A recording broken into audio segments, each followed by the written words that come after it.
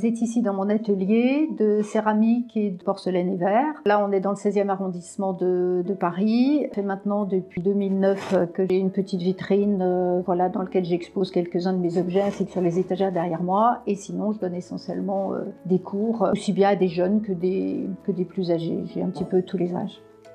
C'est quelque chose de très tout à fait soudain, en ce sens où bon, j'ai fait dessin histoire de l'art, mais sinon, ce qui m'a donné l'envie, c'est tout simplement ma voisine. C'est hallucinant, mais c'est comme ça. Elle avait un grand appartement en face du mien et elle peignait toute la journée des services. Et en fait, nos enfants se voyaient, etc. Et donc, j'ai vu ce qu'elle faisait et je la regardais faire. Et puis un jour, elle m'a dit « Prends un pinceau, vas-y ». J'ai pris un pinceau, j'ai commencé, puis je me suis pas arrêtée. L'influence et des inspirations, j'en ai tous les jours parce que d'abord dans la rue m'inspire, les paysages m'inspirent, les vitrines m'inspirent, les designers m'inspirent, donc mes voyages m'inspirent. Donc en fait, oui, l'inspiration elle est partout. Et j'ai aussi beaucoup sur Instagram, donc là aussi j'ai beaucoup d'inspiration là-bas.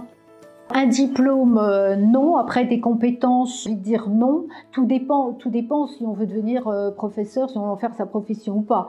Après, moi ici, j'ai que des personnes qui veulent se faire plaisir, qui prennent, c'est un loisir pour elles. Et voilà, elles ont envie de se détendre, de penser à autre chose, de se vider la tête. Et donc, c'est l'essentiel de mes élèves. Après, elles viennent pas ici pour avoir un diplôme et pour exercer, du tout. Ben, j'en ai 3 quand même. Pinceau, pigment, médium, parce que sans pinceau je peins pas, sans pigment et sans médium je peins pas non plus. Donc ça c'est la base. Oui. Alors la recherche, oui, la recherche elle est essentiellement dans ma tête parce que j'ai plein d'images dans la tête, donc toujours envie de faire une chose nouvelle, une chose en chasse une autre. Et je commence par faire un dessin ou pas, ça dépend. Ça dépend. Quand je travaille sur un support en verre, je fais pas de dessin, j'y vais directement à main levée. Sur un support en porcelaine, je fais un dessin succinct, on va dire, sauf si c'est quelque chose de compliqué. Mais sinon, oui, j'y vais à main levée. Moi, je fais différentes choses. C'est-à-dire que moi, au départ, c'était vraiment peindre sur des assiettes. Après, ça a été de peindre sur du verre. Donc là, je deviens beaucoup plus seule dans ce domaine. Il y en a très très peu qui peignent sur verre. Et ensuite, là, depuis peu, maintenant, je deviens céramiste. C'est-à-dire que, en fait, quand on passe sur porcelaine, c'est la fin de la chaîne. C'est ce qu'on appelle, quand on cuit, le petit feu. Là, maintenant, j'ai décidé de faire mes assiettes, de faire mes poteries. Donc, en fait, ça veut dire que j'achète mon pain de terre et qu'à partir de mon pain de terre, soit je vais le modeler, le façonner comme je vais le souhaiter selon ce que je souhaite faire, à la main, ce qui va me prendre beaucoup de temps, mais qui est aussi extrêmement détendant. Soit alors, je vais utiliser mon tour de potier, voilà, qui se trouve là. Et là, je vais monter ma pièce autour. Voilà. Et ça, c'est énormément de travail. Et alors après, ça sèche pendant un certain temps. Il faut que toute l'eau se retire de la terre parce que la terre est pleine d'eau. Et après séchage, on va la cuire. On va faire une cuisson au dégourdi, ce qu'on appelle qu'à 980 degrés. Et puis après ça, c'est pas fini du tout parce qu'il y a toute la séance émaillage. Donc, soit on peut émailler, alors l'émaillage c'est pareil, l'émail il faut le faire, donc il faut prendre sa poudre, il faut mettre son eau, il faut mettre son défloculant, il faut calculer la densité, et une fois que ça c'est réalisé, il faut le tamiser 2 fois, parce qu'il ne faut pas un seul grumeau, et ensuite la pièce, soit on la recouvre par trempage, soit au pinceau, soit avec une pince, et on la trempe, ou alors il y a différentes manières. On peut faire aussi par pulvérisation, différentes manières d'émailler, et ensuite là ça recuit de nouveau, cette fois à 1250-1280 degrés, donc c'est de la très haute température. Et après, moi j'arrive pour peindre en finale, et là c'est ce qu'on appelle le petit feu, puisque ça ne cuit que à 850 degrés.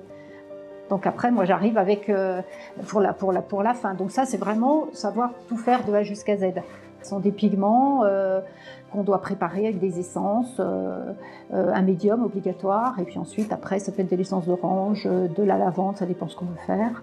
Ouais, ce sont des pigments. Pour le verre aussi, pas les mêmes pigments, parce que ça ne cuit pas à la même température. Le verre se déforme à 600 degrés, donc à 600 degrés, on peut cuire le verre, on ne peut pas cuire la porcelaine, ça cuit à plus haute température. Donc le four, c'est très important, il ne faut pas se tromper. Il faut pas une manière d'enfourner, il y a une manière de cuire pour que les couleurs sortent. Les rouges vont pas se cuire à la même température que les bleus, les roses adorent les hautes températures.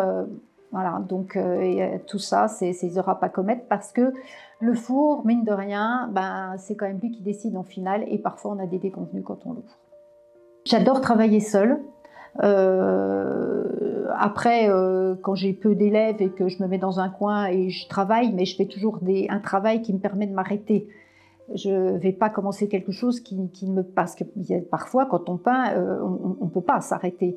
Moi, j'entreprends toujours un travail. Si j'ai quelqu'un à côté de moi qui peut me solliciter à chaque instant, j'entreprends toujours un travail qui me permet de m'arrêter très rapidement. Donc, par exemple, je ne vais pas commencer à monter un pot sur mon tour de potier.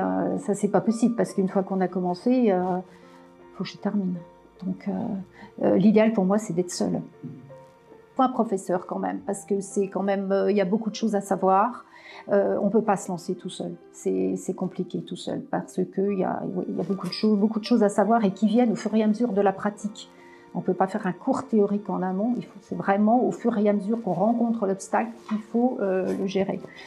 Donc, mais avec un professeur, il n'y a pas de problème. Et ce qui est bien, c'est qu'on peut se faire plaisir très rapidement en peinture sur porcelaine. Donc, je veux dire, quelqu'un qui va débuter pourra faire quelque chose de simple. Voilà, par exemple, quelque chose comme ça, qui est juste un aplat de couleurs, qui n'est pas forcément un travail. Bon, après, ça peut finir, quand on sait bien travailler, par quelque chose comme ça.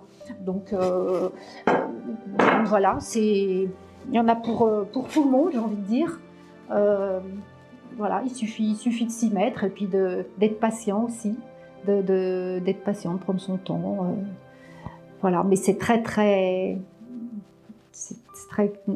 prenant et puis c'est très positif, surtout très positif. Allez-y, parce que c'est que du bonheur. Et il n'y a pas besoin de savoir. La grosse question, c'est oui, mais je ne sais pas dessiner. Alors, je dis tout de suite, on s'en fout.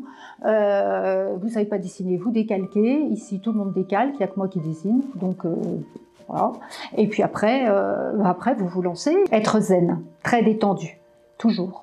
Alors si on ne l'est pas, on le devient, mais c'est vrai qu'on ne peint pas bien et si on n'est pas zen. Donc on peut très bien arriver, ne pas être détendu et faire un peu des bêtises. Et puis au fil du temps, ça va de mieux en mieux et on finit le cours, on est vraiment bien détendu, bien relax. Ça c'est top.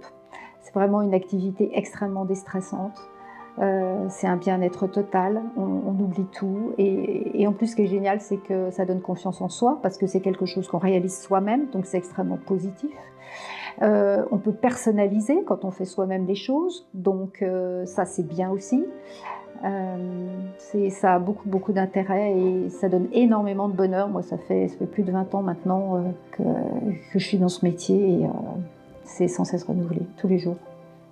Alors je fais de la vente, donc ça c'est home-by-ibsa.fr, je suis sur Instagram, home-by-ibsa.paris et je donne des cours également home-by-ibsa porcelaine. Donc en fait, dès qu'on met, mais même quand on cherche sur Google, on trouve tout de suite. Voilà, et mon atelier se situe 11 rue Goethe, dans le 16e arrondissement de Paris.